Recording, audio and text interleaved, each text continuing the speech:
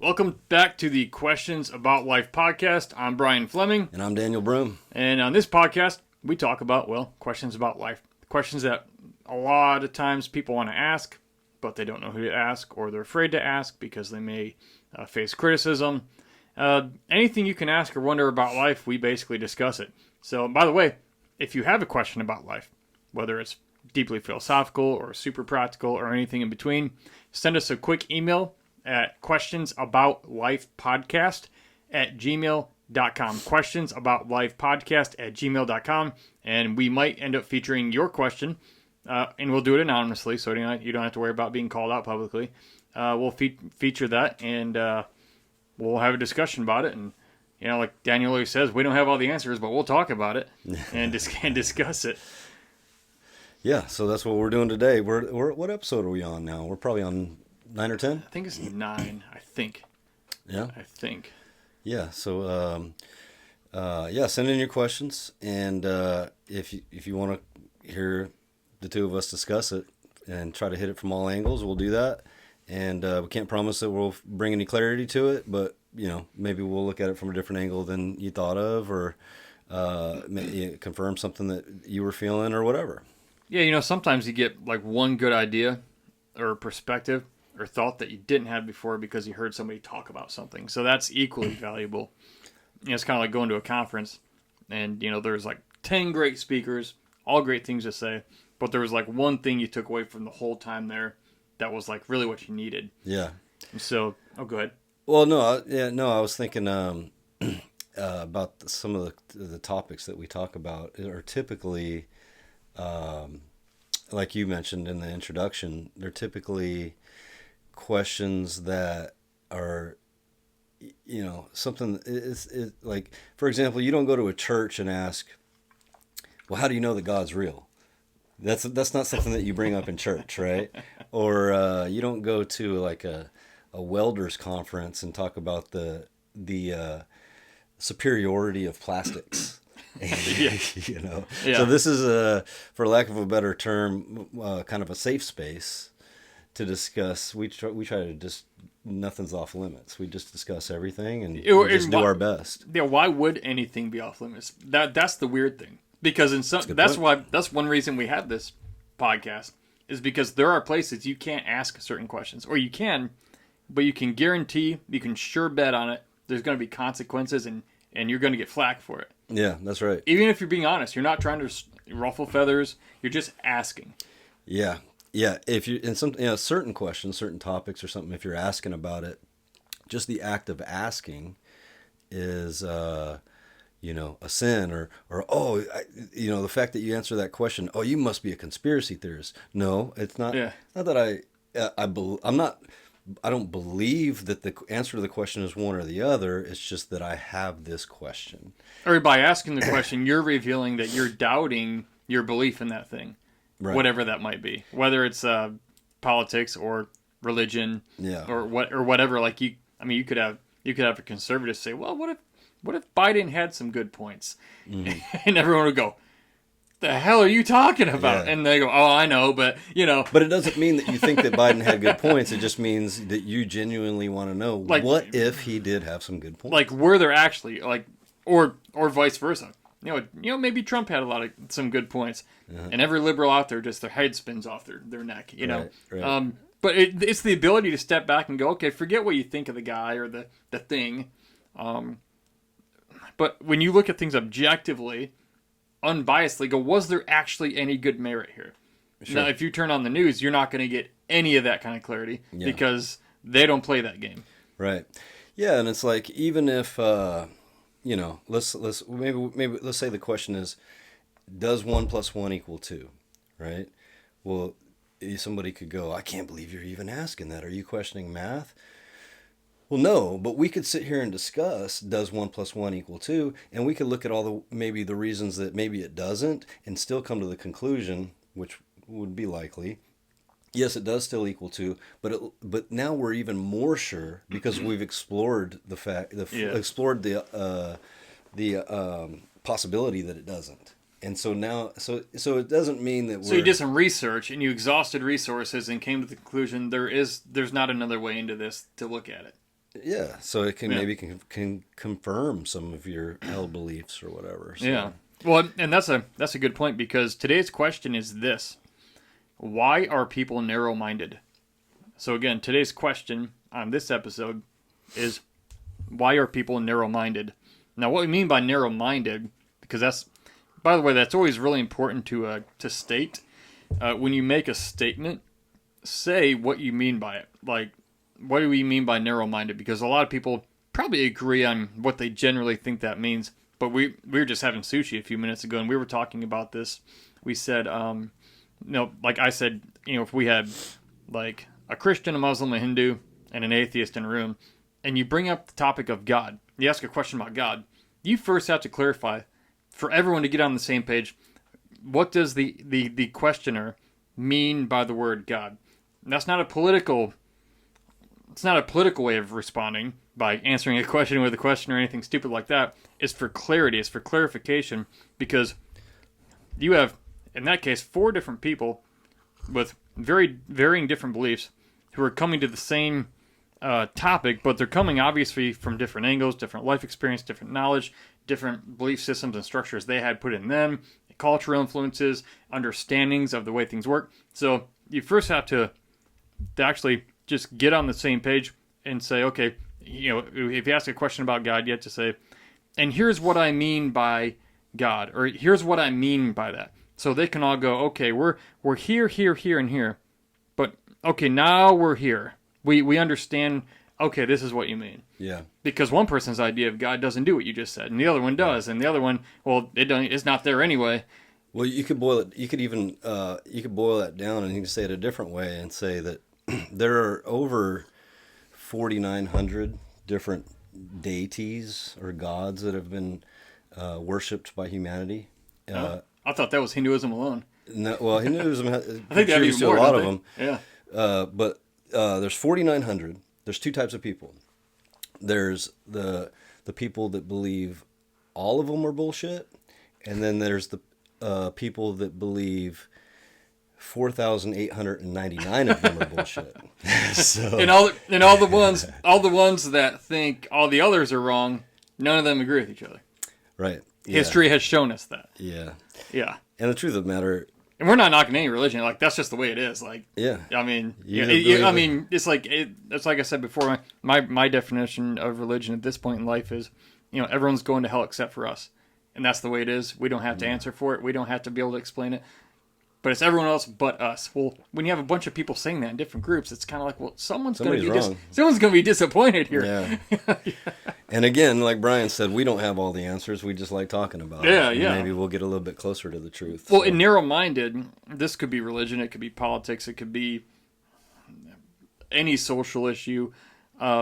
Narrow-minded being, so just so we clarify, that was my point, is that we clarify what I mean by that, is when you think of something, a topic that could have multiple angles from different people, why is it people cling to just one angle, and they don't want to, or they're unwilling to look at other angles, maybe in a more objective, intelligent way, even if just for the sake of observation and learning? Mm-hmm. Like, why do we cling to the one way we were taught?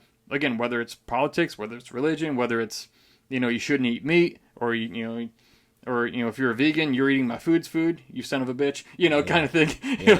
And they're like, well, meat's murder. Well, you're eating my food, so you're hurting, and plants are alive too, so you're actually hurting them, even though they can't cry, Let alone the farming vegetables and fruits and stuff displaces and kills way more animals than eating meat does. Yeah. Like all the rabbits and gophers and cockroaches and crickets and ants and everything that get destroyed whenever. I know this isn't about veganism, but I don't know why I chimed in on that. But yeah, that's one example. Yeah. So thinking about, narrow-minded is basically, when a person basically says or admits in some way, shape, or form, communicates, whether spoken or through their actions, I believe this one thing to be only this way, and I'm not willing to look outside of that. The question today is, why do we do that? Why do we look at something and say, okay, it's only this way, and then they feel threatened if there's other intelligent arguments that could provide other possibilities. Or some people just shut down and go, yeah, that's way beyond me. I don't have to, and sometimes they can go beyond their own level or ability to think, if that's the thing. But oftentimes that's kind of a scapegoat too. Like, oh, I don't know everything. And they just kind of shut it down because it's like, I think some people are afraid of where might this go, and will I like it? Will it confirm what I believe about this? Mm-hmm. And if it doesn't, what would that mean? That's scary. I would rather not know. Because we naturally kind of fear. I think naturally we kind of fear the unknown to an extent. And so if you're narrow-minded, it's sort of like your own little confirmation of, well, this is what I was told. This is what I believe. The small circle around me, they'll reaffirm that because they're the same way. And so we feel good about that. Yeah. I have a lot of thoughts on this. I don't have them. Fire away. I don't have them arranged in my mind right now, but or even know where to start. But I think so. Part of the reason that it is uncomfortable for anybody to be presented with evidence that goes against their current beliefs, whatever that those beliefs might be. I like to compare it to like a breakup, right? Like if you've been dating somebody for 8 months or 3 years or whatever, and you break up, it's painful.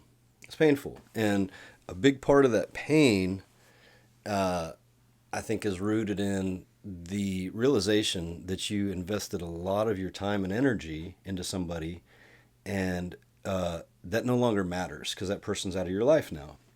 And so you've invested so much of your emotions and your time and your resources on a relationship that is now over. And so, bottom line, your time's been wasted, right? And you can't get it back. You can't get it back. And it's almost like you'd have to acknowledge, like, it's gone, it's wasted, I can't get it back. And that's a painful feeling to even think. Yeah, it's painful. Yeah. And even if, maybe even though that relationship is over, and you came out a better person from it, maybe you had some experiences or learned something from the partner you were in a relationship with, and you come out a better person, it's still painful because you invested a lot of your time and energy and emotions and everything else, hope and all this. Well, I think ideas work the same way, or beliefs work the same way. If my belief was that everybody should wear a cowboy hat on Tuesdays, right? And that's just the way I've always lived my life. That's what I've always taught. Cowboy hats on Tuesdays. I, maybe attended a couple conferences about it, had conversations about it. 25 years later, you started a nonprofit over it. Yeah, right. 25 years later, somebody presents me with some evidence that I hadn't considered or something. It's like, well, here's a couple reasons why Tuesdays are bad days to wear cowboy hats. And if I entertain that idea, the new evidence or the new ideas, if I entertain it in my mind and honestly consider them, I'm putting myself at risk of realizing maybe I've wasted all my time on this Tuesday cowboy hat idea. And that's painful. It's painful like a breakup, right? Mm-hmm. So that's a big part of it, I think. And so I think there's a piece of like, that's the way we've always done it. And when you've done something so long one way, I think it gets comfortable and predictable. I think that might play into it also. Especially if you go back to all your Cowboy Tuesday, cowboy hat wearing friends and go, you won't believe it. I just went to this conference. Yeah. I saw the light. There was a community of people out there. They wear baseball caps on Tuesdays. Yeah. We should try that. Yeah. Next thing you know, they're stringing your ass up from the highest tree and trying to stone you, going, you're blasphemous. Why in the world would anybody wear a ball cap on a Tuesday? Mm-hmm. Or yeah, and you're threatening our way of life. This is the way we do it. Yeah. We've always done it. Right. No, that's a good point that you brought up. Is like maybe part of my beliefs as Cowboy Hat Tuesdays is that's such a funny example too. Man, John Wayne died on a Tuesday. You blaspheme John Wayne. You disrespect the Duke. Yeah.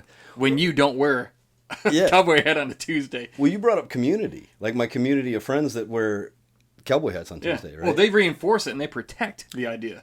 Not only Suddenly that, you're making yourself an enemy of that, or an outsider. yeah, but also, like I can't go hang out with those guys anymore. If I entertain this new evidence, it's like it's ball caps on. This actually should be ball caps on Tuesdays. It's more comfortable. You know, it's like, oh, what about all my buddies that we get together? You know, like, and that's like my community or my fellowship or whatever.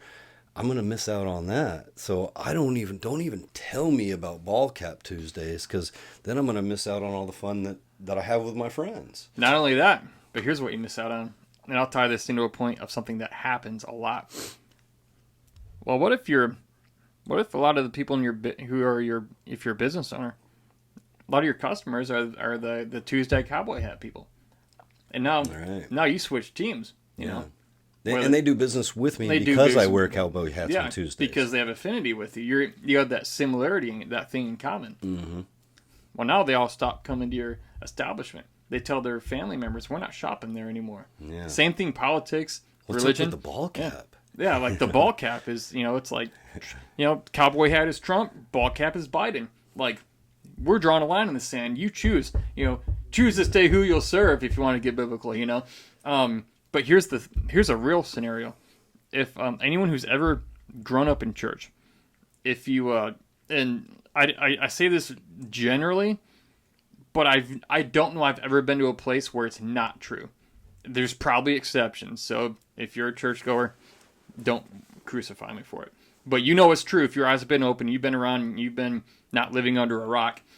If you are part of a church for any amount of time, a community, which is all it is, and then you leave. Maybe you're just kind of tired of that one. You're not really getting out of it what you once did. Or maybe you're at a level of intelligence and learning where you just want something deeper that they're not going that deep. Or it could be whatever reason you choose to, let's go church shopping again. Let's just maybe find another place. It's not that anything even bad happened. Yeah. Not like there was even a bad break. Not that like there was like an infidelity by the pastor and you're like, we can't support this. But if you leave for any reason, the people there who are your friends, who are a part of that church community, they generally stop hanging out. Nobody really says, I'm not going to hang out with you anymore. That happens, but it's a lot more rare. They just sort of stop calling. Mm-hmm. They just sort of stop texting. They just sort of, we do that. We used to do this on every Saturday night or whatever. And it's like, oh, they still do, but oh man, I didn't get your message. Yeah. And they're like, oh man, yeah, I sent it out to everyone. Yeah, thou shalt not lie. I don't think that's, but like they're like, oh, okay. Well then, a few more months go by, and boy, I'm not getting that text message anymore. Like I'm not in that group thread. Yeah, and it's weird because unless you leave because like, oh, got a new job, going to another city, across the country, that's like the exception. Unless it's an acceptable reason to them. Yeah, because if it's just like, oh, we're driving an hour to get here and we have a Lincoln Navigator, we're spending $45 a week just to get to church and back. Yeah. We love the place, but that actually happened years back to me and Jamie. We were like, we are spending way too much money getting this place. And then it was like, oh, well, so-and-so lives even further. That was one of the excuses. And it's like, oh, good for so-and-so. Like, good. They can blow insane amounts of money on gas to get here. But like the thing is, me and Jamie, my wife, over the years we've been in a number of churches because we've moved around so much. But also, we never really had a real bad break with any. But we noticed that when we left, the people just kind of fell off with it. And in all of those, there was usually one or two people that didn't fall off. But 98% of them did.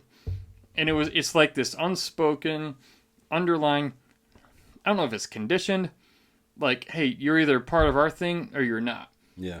Like, I was never not friends with somebody because we went to the same school in elementary, but then junior high, they went to the neighboring school because, like, they moved across the county line. Yeah. Where, oh, we don't talk to you now. You go to the other school. Sure. Or you work for a different company now that does the same thing we do. We don't talk now. Yeah. Nobody does that. Churches, it's rampant. I just use that as an example because that's my background. It's weird. And like with church, for example, the message is always so, it's marketed as it's love and acceptance, which it is, but, if we're looking at both sides, there's a big piece that's not. But I've always noticed that. If you leave one, for any reason, even not a bad reason, yeah, people tend to stop hanging out with you. And now I can have friends in business, I can have friends in the community, different softball, baseball team, kids playing a different hockey team, whatever. Nobody seems to have a problem there, but it's like I've noticed that particular grouping of people, churches in particular, tend to do that. Interesting. Yeah. I wonder how much of that, because I'm not as experienced in the church as you are, so and it could be any, but I'm just using them as an example because it's my experience. Yeah. I wonder how much, and I'm just thinking out loud, I wonder how much of that is a matter of convenience and for example, well, we know we're not going to be seeing them on Sundays, and that's really the only time that we see them. So there's maybe some people decide, well, there's not much point in maintaining the relationship because we're not going to be seeing them anymore. Well, here, let me one up that. Nowadays, it's 2022 right now. They stop liking your Facebook posts. They stop commenting on your social media. Suddenly, there's a drop in engagement. And you're going, well, why would that be? Now, you could be paranoid and go, oh, nobody's commenting. It's like, maybe it's a busy week for everybody. I think that there's so many factors and variables it could be. Mm-hmm. But we've noticed that as an example. We're like, oh, yeah, so-and-so used to comment and interact all the time. And, man, once we just decided, we needed a break or do something else, boy, it just dropped. Well, that brings up another question. How much of that is, like, your example of not liking and commenting your social media posts is maybe an indication of their less interest in maintaining a relationship with you. I wonder how much of that is genuine feelings that they're having. Like, we want to distance ourselves from Brian and Jamie. Mm-hmm. Or is some of it, I don't want the other members of the church seeing that I'm still engaging with Brian and Jamie even though they left. So is because that might put me in the hot seat. Why are you still associating with them? Yeah. And it could be, the truth of the matter could be that nobody's upset with you guys for leaving, but everybody else assumes like, oh, well, since they're gone, I can't show that I'm... So my question to that would be, why is there a general underlying consensus and feeling that since somebody left, for any reason, not even a bad one, why is there this reason that we wouldn't talk to them? Like if you moved to another city around DFW, or anywhere, you and I would still text. You and I would still chat. You and I, if we're coming through town where we're crossing paths, we would still hang. Like, it would be weird not to. And it wouldn't even cross my mind to like, I just won't call Dan. He'll never know until I'm gone. Yeah. Like, I don't know why I would do that. Like, that wouldn't even occur to me. Yeah. No, that's true, I think. And, like, our friendship has never been based on any sort of church or softball team or bowling league or anything. We're even a lot of exact common beliefs either. Yeah, not even that. Yeah, there's a lot that we have two completely different, I mean, aside from both being in the Army and doing something similar in the Army. Yeah. We were both raised two completely different ways, I think, and there's some similarities too, but you know what I think part of it might be is it's an evolutionary trait that we have. Like, so let me paint a picture. Like, it's I don't know, it's caveman days, right? And we've got our community that we survive with. We've got, we live with 7 other families. There's 7 men, 7 women, and kids, and the men, are typically doing the hunting. And so if any one of us 7 kill a big game animal, we feed the rest of the families, and we all just kind of take care of each other. Well, if I came by the campfire one night and said, "Hey guys, I got an announcement to make. There's another community over there. They're killing more bear than we are, and or maybe that's not the reason. It's just like, hey, my family and we're gonna be moving down the road. We're gonna go join that club."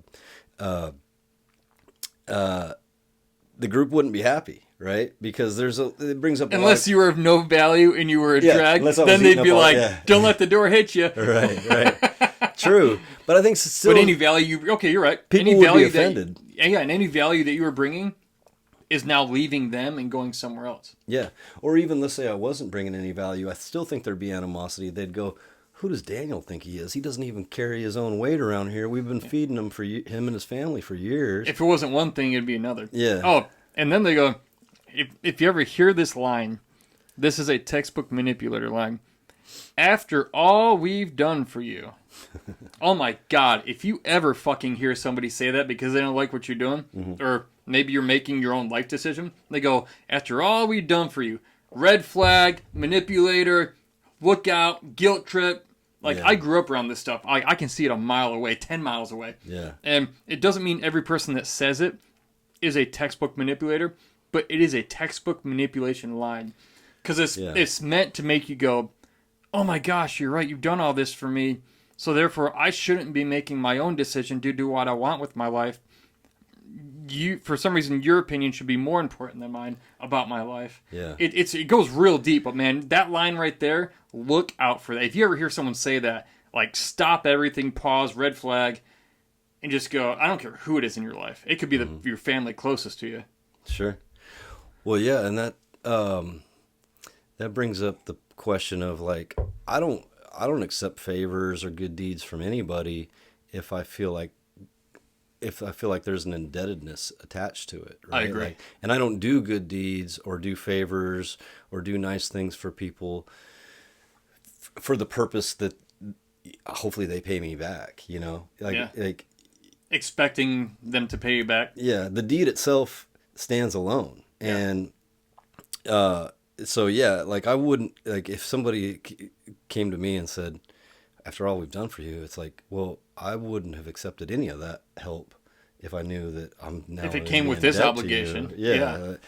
So, but yeah, I think that's part of it. It's a tribal thing, If I'm going to join the other tribe, the remaining group is naturally going to have questions well, is there something wrong with us? Why does Daniel think that group's going to be better than our group? Okay, let me answer that. In a church situation, typically in my experience, nobody asks that, so there's never any clarity. And if you do try to talk to someone and just say, "Hey, by the way, this is the reason," some people and pastors, I've known them, they get so pissed off. They're like, "You know what? If you're going to leave, you don't need to tell us. Just go." And then when you just go, they preach a sermon about you. They don't name you, but, and they go, "They just left without a trace. They didn't say anything. No respect. After all we've done for them." And you're like, really? It's with some people, there's zero win. There is no way to win. Yeah, those are all just shallow, just shallow. The ones I'm thinking of, are the ones I very intentionally disassociated with. Yeah.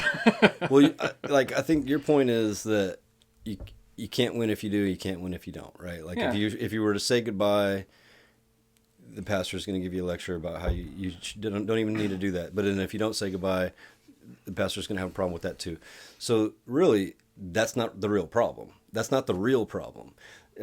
They're just maybe lashing out. Why can't they just, in a church context, my question has always been, if we preach and believe love, why can't we just wish somebody love on the way out, wherever they go? And if we can even help them without obligation, without malice, why can't we do that? Yeah. Because and this actually happened. This was a pastor that my wife knew from early on in her life, and went to this church. I won't name it, obviously, but I'd spoken there, and then we started attending there. This was years ago, which is really where I always hated speaking at church if it was local. because then it's like everyone knew who I was, and if we started attending, and then for some reason we didn't, you have kind of a lot of impact. Yeah. Well, we ended up like we're like, well, we didn't tell the last church. It just wasn't a good fit. It wasn't what we needed with where we were at, and that's understandable. Well, we got flack for that from people, so we're like, well, hey, we'll tell them this time. Just like, hey, it's pretty far. We love you guys. Love what you're doing. We just, at that point in my life, we couldn't financially afford to keep driving that far for something that, we could get closer. It's not that they weren't valuable or good. It was great, and that place has grown. What I didn't know is the pastor got up on stage, and he announced that me and Jamie were leaving the church in front of, there's probably 600-700 people in the church at this time. I think they're up to 3,000 or 4,000 now. But he announced it from the stage unexpectedly to us. And, this and that, and they're leaving. It wasn't critical, but it was weird. And then, do you know how long it took to get from the pew, from where we were sitting when the service ended, to the car? Oh, yeah. Everyone knew who I was because I had spoken there a couple times, and it was wonderful. I mean, we had nothing bad to say about him. Sure. But you ever have, 400 people know who you are, and you've got 1,000 feet to get from your chair to your car and out? Everyone's like, oh my gosh, you guys are leaving. What happened? Is everything okay? Yeah. And it's like, we weren't prepared to answer that. We're just like, we're driving too damn far. I'm not spending $60 every Sunday to come to church. I can get that. But the thing is, it was done in a way where it appeared nice. But who the fuck would do that? He didn't even ask me. He knew what he was doing. He didn't ask me to do that, and I've never thought the same of the guy. I'm not holding it against him. I've never thought the same of the guy because I know if you were like, hey, you're a part of this club, we're here, but you're like, hey man, there's one closer to home. Let's say you ride motorcycles, I do. Let's say you do too, and there's a local club near Salina, Prosper, Frisco, and you're like, man, there's a closer one over by Rockwall and Wiley. It's just more convenient. I'd be like, dude, cool. That's awesome. Maybe our groups will get together for a big veterans ride someday or sometime. I wouldn't care.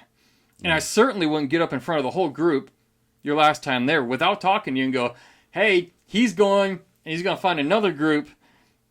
That's just shitty. Yeah, they could have warned you, I guess. They could have warned you. Well, no, that's the underlying thing, though, with...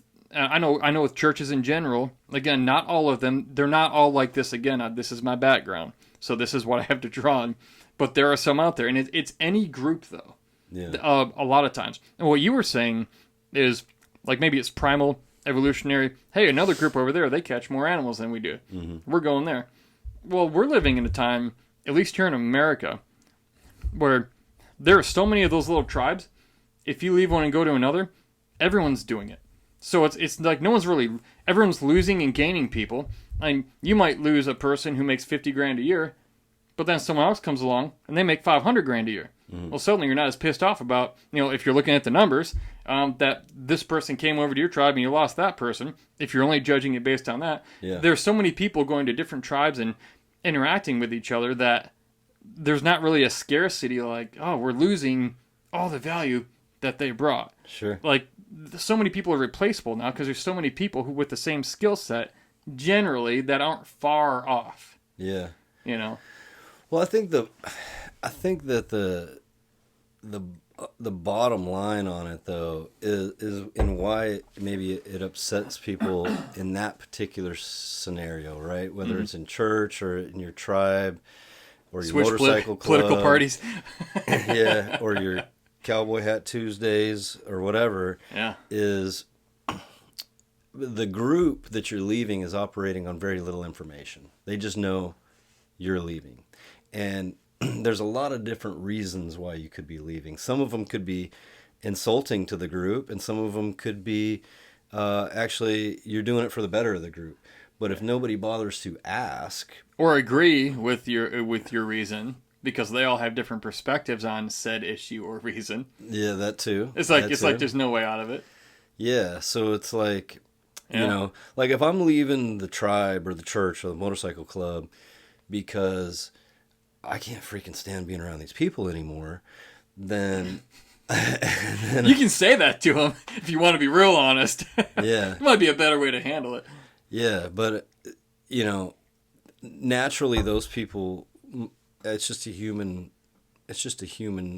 nature, natural response. It's like, oh, well, he's got a problem with me. Or, maybe I'm leaving the group because, I don't know. There could be good reasons too. Like, Well, like maybe I recognize, I'm the seventh best hunter out of this group of seven. I'm kind of bringing you guys down. I care about you quite a bit. I want to see you guys succeed. And if I'm being honest and I'm being selfless, I think the best thing for this group is for my family to remove myself from it.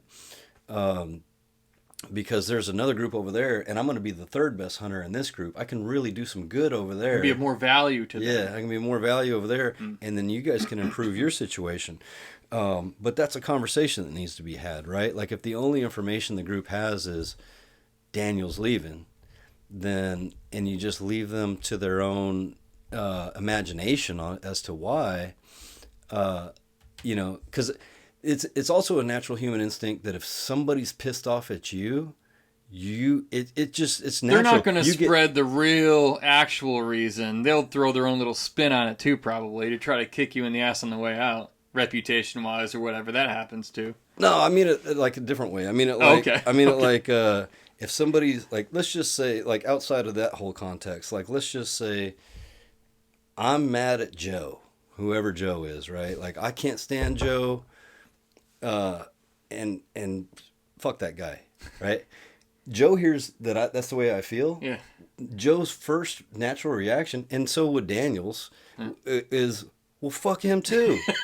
Defense, man. And Joe may have liked me all along. He may have looked up to me, but as soon as he hears that I've got a problem with him, he's suddenly got a problem. And you feel burned. That's a natural human instinct, right? So if the group is only operating off the information Daniel's leaving, there's a number of different reasons why I might be leaving. But if they decide, well, it's probably because he doesn't like it here.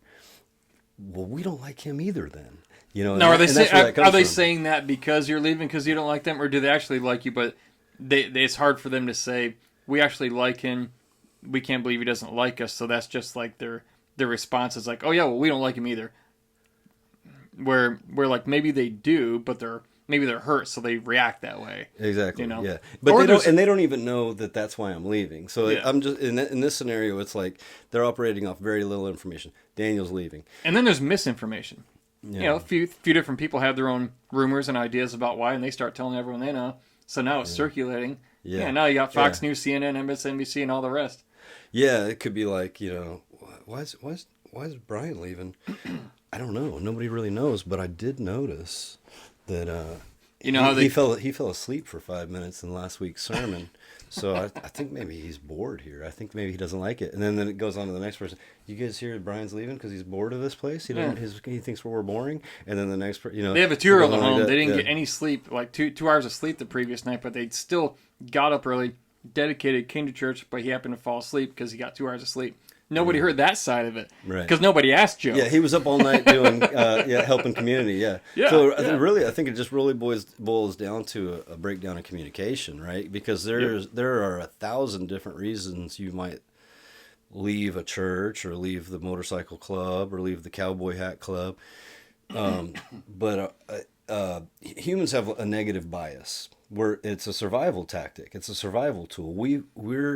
Our brains are primed to focus more on negative things than they are positive things. And that's the reason that's a survival tool, is because the negative things are a threat to us. Mm-hmm. And so we want to attack that threat, right? We want to eliminate that threat or get away from it whatever. And lengthen our survival probability. Yeah. So when somebody's given, because we have this negative bias, when somebody's given a very limited amount of information, Brian's leaving, it's a natural instinct, I think, to just assume the worst. It's because he doesn't like us. But it could be because you're tired, Maybe you lost your job and you can't afford the gas to drive there anymore. Or to live in the area that you're living in. Yeah. Maybe you know something about the pastor that is not godly. And you're not putting him on blast. You're just leaving. Yeah, it no longer aligns with you. Like I can't Yeah. associate myself with a church. As long as this person's pastor, I'm not going to cause any waves. I'm just leaving. You're doing the guy a favor, or you're doing it for the right reason, whatever. So yeah, I think we're all guilty of that as humans. Do you know how people cover that in the church? If you're trying to really wiggle out of it, what you do is you say instead of when you explain your living, you just use this phrase, and this is what we call Christianese. It's like the inside language of that particular religion. I just feel the Lord calling me elsewhere. So you put on God. They can't argue with him. Yeah. Hey, I know what I feel in my heart. I know what I feel him speaking to me. But then people come along and they go, well, we also hear God too. And the four of us, we don't feel him saying that. Yeah. It's like, well, you're not me. And I can't, if you don't feel what I feel I'm called to do, well, that's because you're you. And I have to trust God. That's like the easiest way out. Yeah, nobody but can argue people with that. Still don't. But that's like you have to go down that bullshit route. Be like, and it's the terminology used. Mm-hmm. I feel God calling me, right? I feel the Lord calling me. That's code word for I want to get the hell out of here for some reason, and I don't feel like explaining it to you because no one's gonna get it or want to get it or hear it, and it's just like that's why you just leave quietly. And then after you're gone, they'll all say, Brian was receiving messages. He thinks they're from God, but Satan got a hold of him. Yeah. Because it couldn't have really been God. The devil got a hold of him. Because those cavemen 3,000 years ago, they actually heard from God, but not someone like Brian or you or me. That wouldn't be possible. Yeah. But yeah, man. And then if you ever run across them, hey man, you still coming out? We haven't seen you in a long time. Then it's like, oh, now I got to think of something to say about why I haven't been there. Mm-hmm. Well, on top of the fact I travel and speak for a living, often on weekends. Mm-hmm. I mean, Jamie and I, we've always been strangers in our own neighborhood, like because we're so many times never home. Sure. So being a part of any community consistently locally has always been difficult. Yeah. But yeah, there's little phrases, at least in religion, you can use. At least in Christianity, you can use. You can put it on God because they'll put it on God for their reason why you shouldn't leave. And then they'll twist the scripture around on you to try and make you feel guilty not to leave. Or, hey, you shouldn't, well, you're walking out onto the battlefield alone there because you're leaving the tribe, you're leaving the flock. Satan's out there, and if you're alone, and I'm not saying that principle isn't true, you don't want to be a soldier on a battlefield alone. Mm-hmm. But it can really... Unless you're a sniper. What? Unless you're a sniper. Yeah, exactly. Unless you're a sniper. But, yeah. So it's just, that principle is true, but people will twist and use the amount of, they'll integrate social pressure. I mean, anything to get you to get your ass back in line. It's I mean, you could say it's religion, church.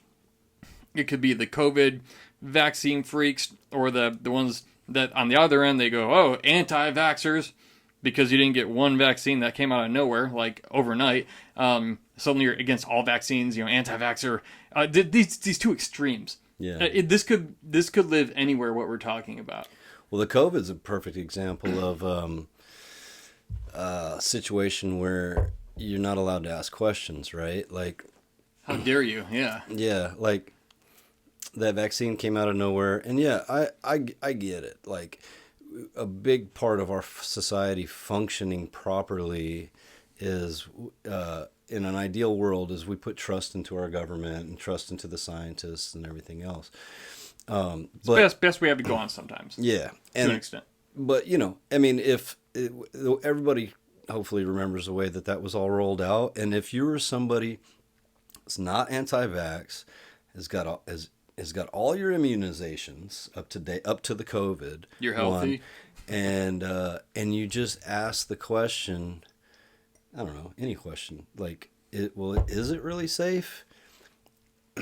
Nobody wants to talk about that. They just want to talk about, oh, anti-vaxxer. Here we go again. You must be a conspiracy theorist. Because you asked. Yeah. No. Yeah, they know nothing about the science and the chemistry of the vaccine themselves. Yeah. No, like I was planning on getting the vaccine next week, but before I do, I just want to have the discussion. Because you're an intelligent thinking person. About, is this really, tell me why it's safe. And you should ask, everybody should ask that. But nobody wanted to talk about that. They because of the social pressure. Oh, anti-vaxxer. Yeah, everybody's got to get vaccinated. So. Still didn't get it, still never had it. But that's just me personally.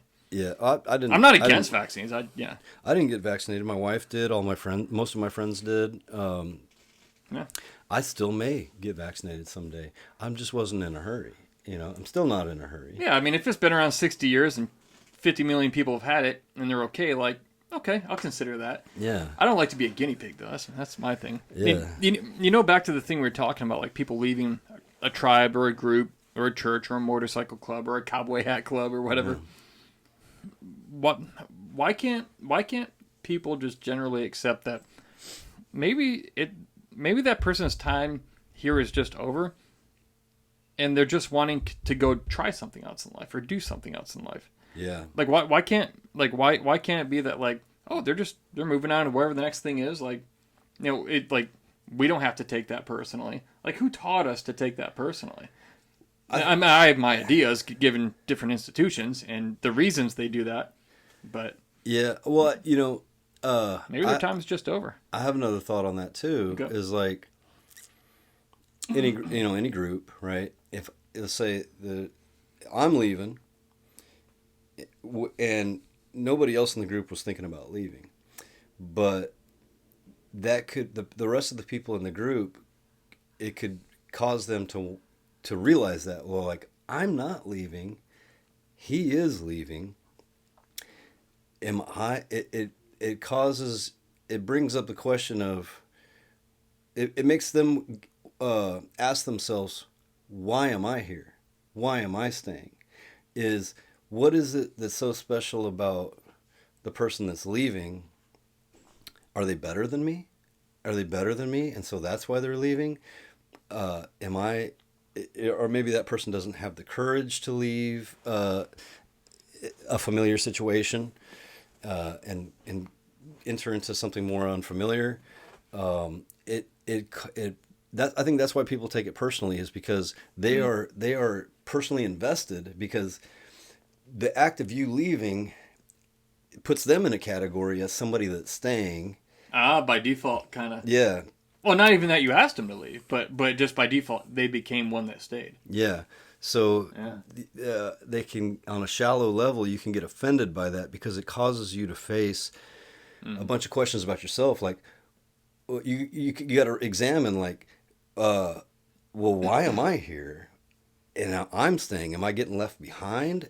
Does Brian know something that I don't, that he's not sharing with me? Or they could get jealous because I didn't have the guts to leave. To do it. Yeah. But they did, and now they don't like you because you had the guts to do what they did not do. And it was their choice. Yeah. Yeah.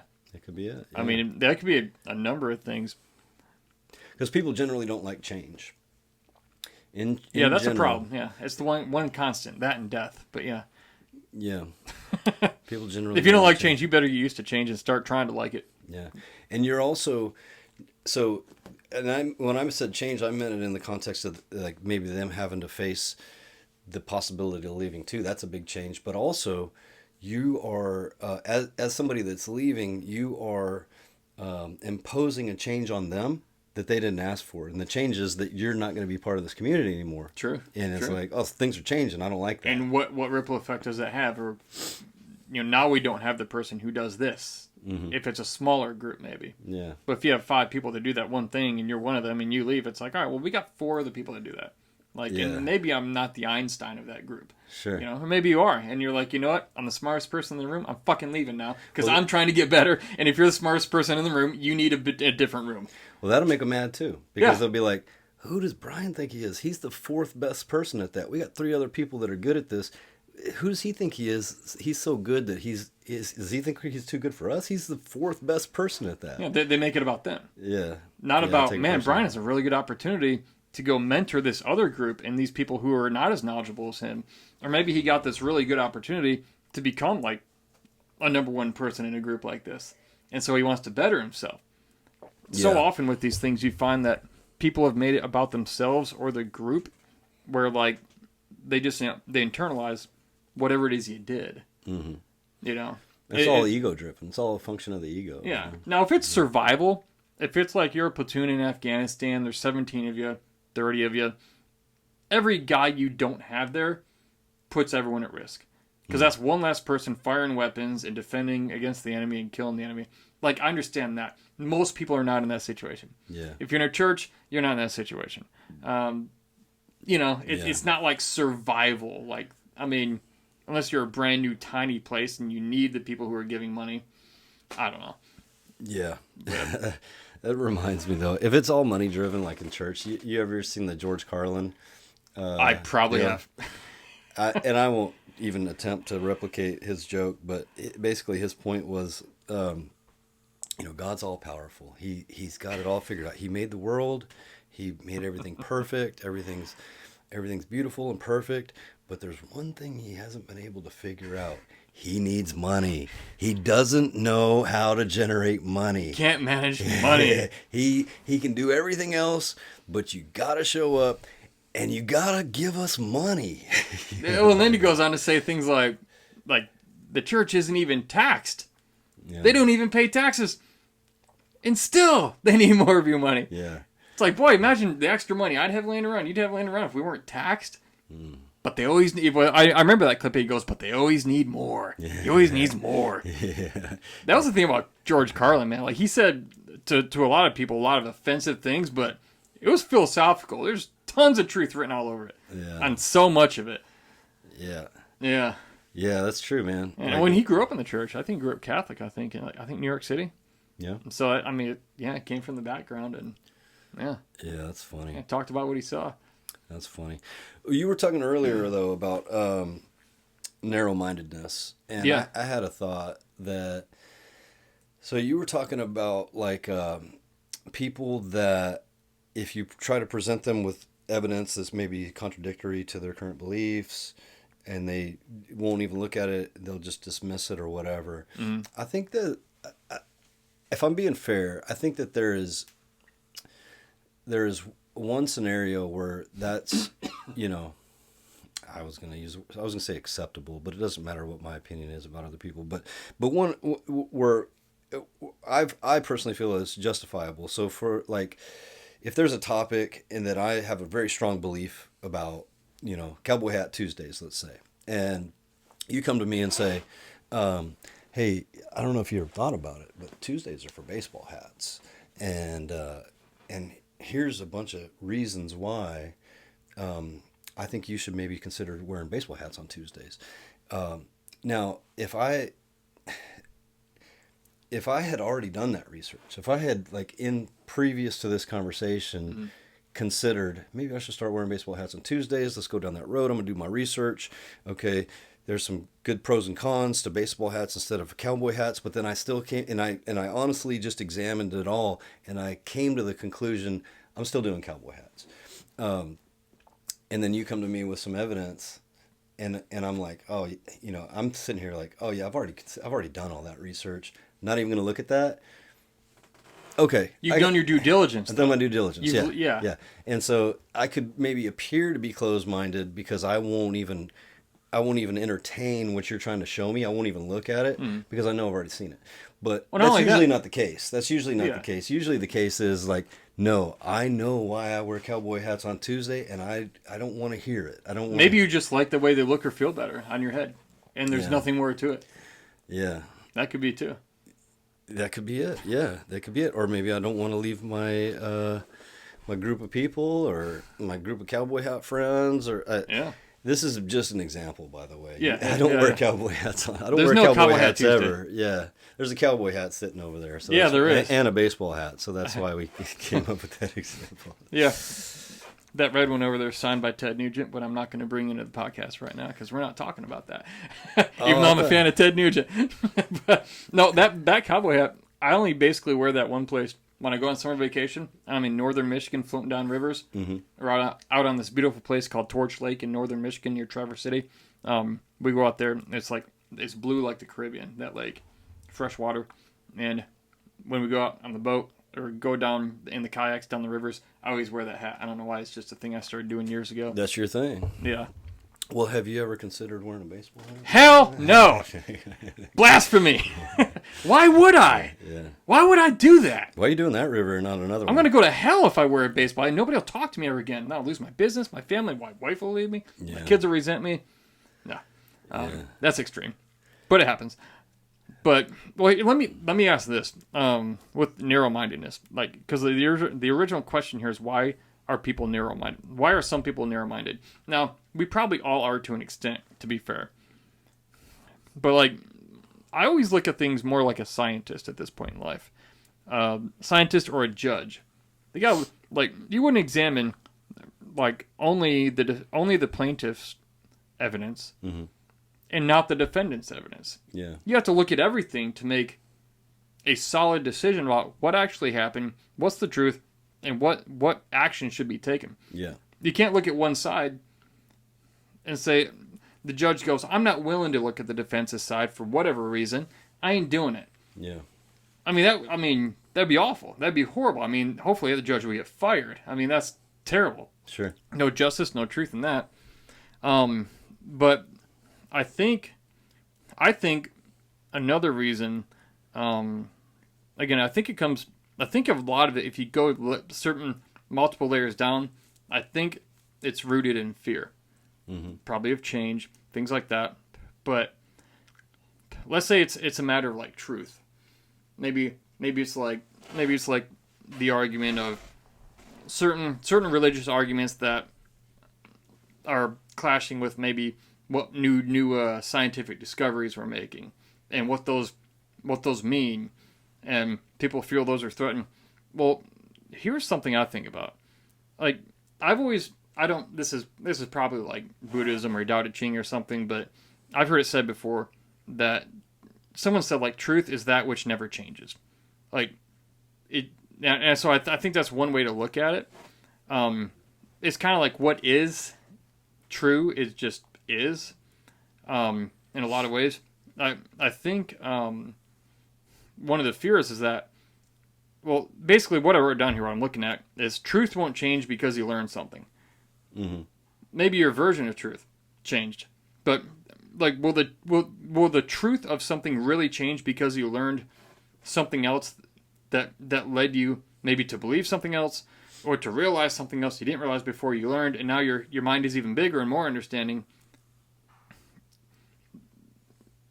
Did truth ever actually change? Yeah. Because I just say, like, my big thing is, why would you be afraid of the truth? Like it's going to change or something. Like, as far as I know, truth is truth. Now, that's a very broad, general, sweeping statement called, what do you mean by truth, in what context? All kinds of different situations, context. Sure. Depending on what you're talking about. But truth won't change because you learn something. To me, it seems like let's say I believe in God, but I ask questions. That's fair. That's admirable. Like, he's wanting to learn more. Good. I'm not afraid that I'm going to learn something about God or truth, which I believe kind of be the same thing. I'm under no fear that I'm going to learn so much that truth is going to dispel itself because I learned so much about it. I think the fear a lot of people have is just that, like, going back to what you said earlier, maybe right now what they believe to be true, they're afraid of realizing maybe it's not, or that's a version of it. I think that's the real thing, but I've never been afraid of truth. Like, it's not going anywhere. Yeah. However things are, it's how they are, whether I want to see them or I close my eyes or stick my head in the sand. Sure. Well, that happens a lot in politics, for example, and it could. This analogy could happen in the church too. Is like, sometimes there's a concentrated effort to silence an opposing viewpoint. Mm-hmm. Let's say on social media or whatever. It's like, oh, don't let that opinion get out. We got to silence that. We got to censor that or whatever. And as soon as you hear that, it means that their opposing idea, the opposition to what they're trying to silence, they're basically saying our idea is not strong enough to stand up to criticism, because if your idea or your belief is solid, if it's solid and can stand on its own, then it can, and then it should be able to accept a challenge, and maybe there's a debate or an argument back and forth. And if your idea is really good, it's going to win that debate. It's going to win that argument. It can at least stand up against that argument. But if this firmly held belief, or I guess that's the only real word for it, firmly held belief, there is being shielded from criticism or question, or that's called a cult, by the way. it's called a cult. Just one of a few, several traits of cults. Yeah. The leader has to have sex with all the wives too. I think that's a rule. And then if you accuse them of being a cult, they do something like this: "We're not a cult." Then behind closed doors, they go, "Dude, it's like a compliment. They're saying we're like a cult. Like, and just take that as a compliment." Yeah. It's like, yeah, not really, bud. That's Yeah. But that's the whole idea behind democracy and freedom of speech and freedom of religion and freedom in general, is that we're all allowed to have our own opinions and viewpoints. We're all allowed to voice these opinions and viewpoints, even the dumb people, even the wrong, even the people that are wrong. And the reason it's important that you let the people that are wrong or dumb or whatever, the reason it's important to allow them to express their beliefs and ideas out in the open is because then those beliefs and ideas can be challenged by the opposing viewpoint, and it's all on display why that's a dumb idea. But if you just silence it and go, "Oh, that's a dumb idea, we can't let anybody hear that," well, then nobody's been exposed to it temporarily. They're going to get exposed to it eventually. They've never heard the back and forth debate on it, and may fall in. It causes more people to buy into dumb ideas or wrong ideas or whatever. And I understand that dumb and wrong are all subjective, but it could be relative to the situation. But also think, if the dumbest person, quote unquote dumbest person in a group, if they don't have the right to voice an opinion or to have an opinion, then who does? Only the people who perceive themselves to be superior to those people. Right. No, and they may not be right about that. Yeah, and that might just be egotistical, or maybe they are wrong. But if the lowliest, so we say dumbest person, if the lowliest, least educated person doesn't have a right to their own opinion, now you're threatening the freedom of speech and free expression and opinion for the whole group. Yeah. Because now we're segregating people based on where we perceive them to be in the social hierarchy, and saying, if you're below this line, you don't have a right to an opinion. Well, that's happened over the centuries. Slaves, women with no rights. Different social classes that, nowadays it's more fair than it's ever been throughout history. I kind of laugh with people, at least in America, when they complain about that, because there's so much opportunity for everybody. And there's excuses people use for, well, this is why it's worse for me. Hey, I get it. There's opposition. It goes from every direction, but we have the opportunity here in America. But if we start saying, oh, these certain people, they're not allowed to voice it, well, then you have the dilemma of, well, who is? Yeah. And who was the guy that, so it was you probably know the details of the story better than I do, but there was a guy, an astronomer, I don't know, 1500s or something. Galileo. Was that who it was? I think I know where you're going. Go ahead. That, there's a few examples of this, but the general consensus, the science at the time said that the sun revolved around the earth. And this person, maybe it was Galileo or Aristotle or somebody, came up with the theory, maybe the earth is rotating around the sun, which today's science say is what's correct. And he ended up getting tortured and killed for that idea. They censored him. Yeah. They censored him That's how they deplatformed you, Yeah, 1,500 years ago. They burn you at the stake. To your point, things are a lot safer now because nowadays you just get kicked off of Facebook. But back then, you got it. But anyway, he was right. I mean, as far as we know today, he was right. And science proves him. And they silenced him, But what were they threatened by? Like, who really cares? Like, what? Well, I think one of the big things back then, at least, would have been, well, if he's right about this, and that means we've been wrong about this all along. Mm-hmm. That may cause other people to question what else is the establishment wrong about. Exactly, and then they lose their power and authority, and next thing you might get overthrown. Because the people are going to start wondering, well, you guys are wrong about that. Let's start following Galileo or whatever his name was, and now he's the king. Yeah. Now he's the priest or whatever. So yeah. Well, you look at like who was it? John Wesley.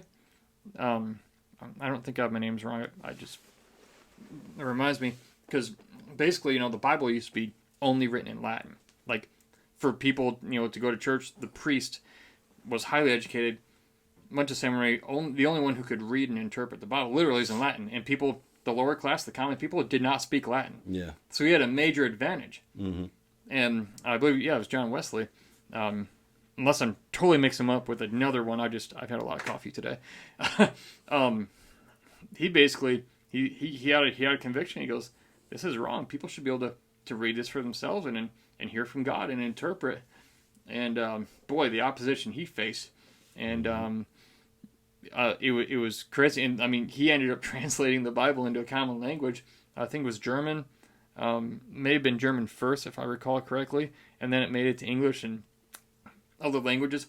No one had ever done that. I mean, death threats, the whole gamut of, like, you just threw a battery in our campfire. Mm-hmm. One of those big military batteries from the big green radios. Mm-hmm. You don't throw those in a bonfire when people are sitting close, huddled around it. It's like you threw one in and ran. Sure. And now, like, you stirred a hornet's nest. Yep. Like, you don't do that.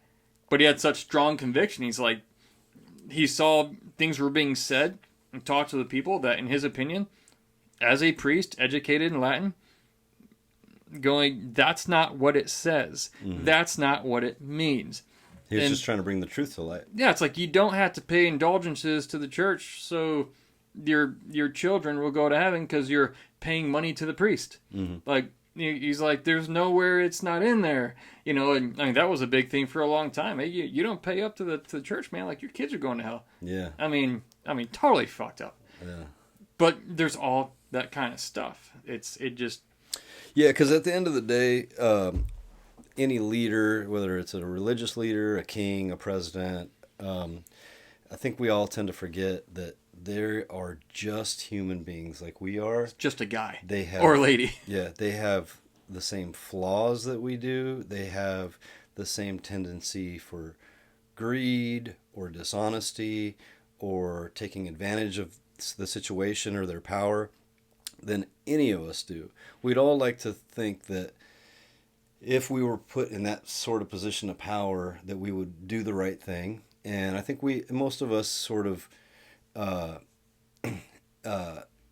in good faith, believe like, if I became king tomorrow, king of the world, I'm going to always do the right thing. But the truth of the matter is, when you're in that situation and there's a temptation, we're human, and sometimes you become corrupt. Sometimes, and they're not any different. And when you go from having 5 responsibilities to like 93 responsibilities and decisions to make that are major, any little decision you make is going to make sometimes a massive ripple effect on another part of the other 96. Sure. And so now it's like, oh, you did this, but you hurt those people. So next time you're running for office, oh, remember what he did to those people? We didn't do it to those people. He was trying to fix this, and that was the effect of it. So now he's got to balance that somehow. But then they think that that takes away from this, and it's like if you've never been in leadership, like you have no idea like how much you have to step back and like even just try to like minimize collateral damage. Yeah. Play damage control. Yeah. Yeah, that's true. Especially when it comes to people's opinions or what they see. And a lot of those people, they've never been in leadership positions. They have no idea what you have to do as a leader. Mm-hmm. And they're not fully informed as you are as the leader. So, true. Yeah. On that note, Man, that hour went by quick. It did. Yeah. Any final thoughts on narrow-mindedness? I think narrow-mindedness hurts people. I think it hurts everybody. I think narrow-mindedness, one of the implicating thoughts or the implications of narrow-mindedness is I'm right, everyone else is wrong, and that's that. And I don't trust people like that. Yeah. It's playing defense without looking at the entire battlefield. It's this area is safe. We're going to do it this way here, and we're not going to look at the rest of the battlefield. Well, you better look at the rest of the fucking battlefield because there might be 500 more enemy over there and another enemy over there, and there's 300 of them. Yeah. You might want to know what else is out there, even if you don't want to see it, even if you don't believe they're out there, even if you don't want them to be out there because they're going to be more of a fight than you thought. Yeah, it's inconvenient. Yeah, it's going to challenge what you think or challenge how you have to operate. But narrow-mindedness, the closed-mindedness, there's so much duality in the world. Black and white, there's enemy. If you don't know how your enemy thinks, you're probably going to lose at some point. Yeah. Like, I can't imagine there's that I can't imagine what frame of mind you'd have to be in. I've said that myself, and sometimes I can't. But I try to imagine how the worst person thinks.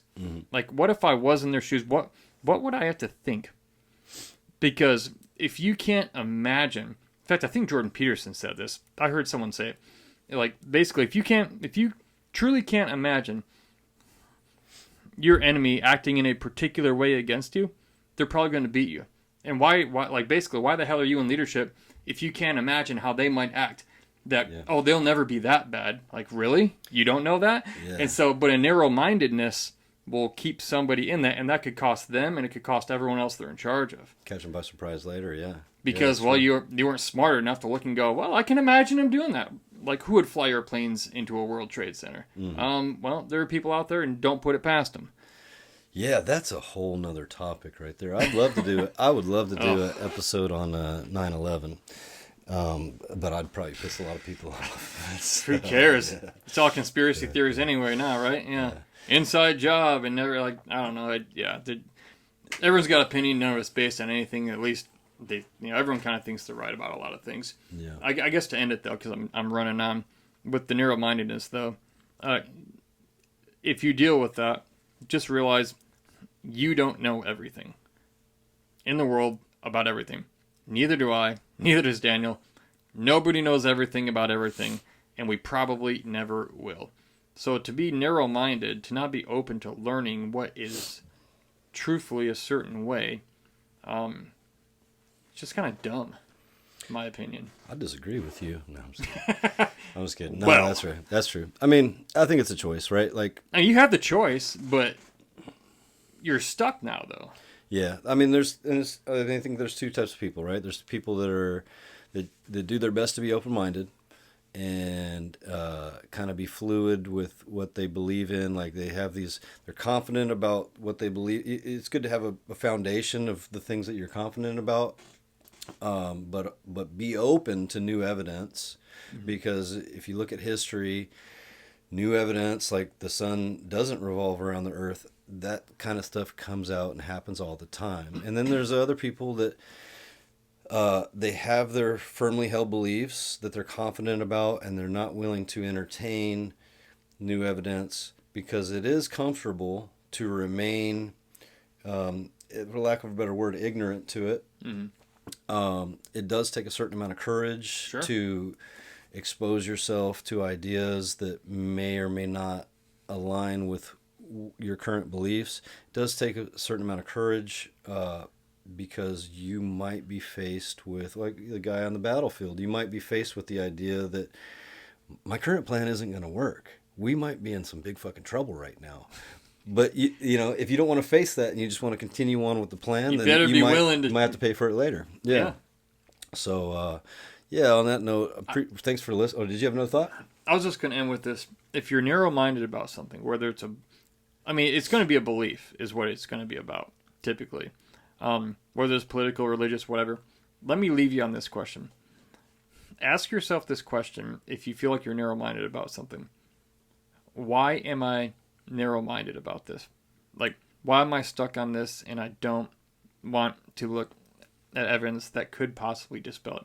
Like, why am I narrow-minded about this thing? Or am I closed-minded to evidence that could be presented against it? You don't have to, like, make yourself feel bad. Just ask yourself, if you realize you're feeling this way about something, ask yourself, do a self-examination, and just ask yourself, why do I feel closed-minded toward this? I think if you're honest with yourself, you might be surprised at what you find. And it's not always going to be bad. And just let me add to that. I've found, and I'm not perfect at any of this, but I've found, I'm always trying, and I found that the best way to do that is go and listen to the people that have firmly held beliefs that are in opposition to your current beliefs. Yes. Learn about it. Talk to somebody that feels that way. Interview them. Don't take it personally. And don't debate. Yeah. Just interview. Yeah, just find out what the deal is. Carefully consider it, and then now you've got more information. It may still lead to your currently held beliefs, and that's great because there's now you're even more confident that the way that you feel, you've heard the other side. So, or at least you understand why these people are different than you, and now you don't necessarily hate them as much for just being different than you, but you sort of understand how they came to be the way they are, which is different than you. Yeah, and develop you can, tolerance. Yeah, Thompson, you empathize a little more. You go, oh, that's how they came to be this way. Yeah. Not a lot of times I'm not so mad at them anymore. I can understand why. Or they feel that way. judgmental because you're like, that's the path that led them there. Like, I actually kind of get that. Yeah. Even though I'm not that way, I kind of get that. Right.